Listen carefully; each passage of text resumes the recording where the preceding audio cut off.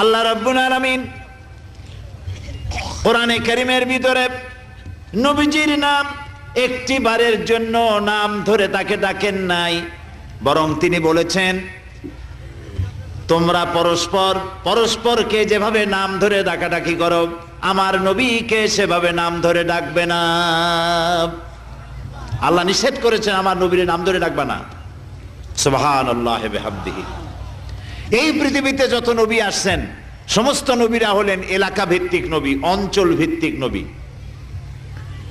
এক এক এলাকার, নূহ আলাইহিস সালাম এক এলাকার, মুসা আলাইহিস সালাম আলাক এলাকার, দাউদ আলাইহিস সালাম আরাক এলাকার, এরকম এলাকা ভাগ ভাগ করা।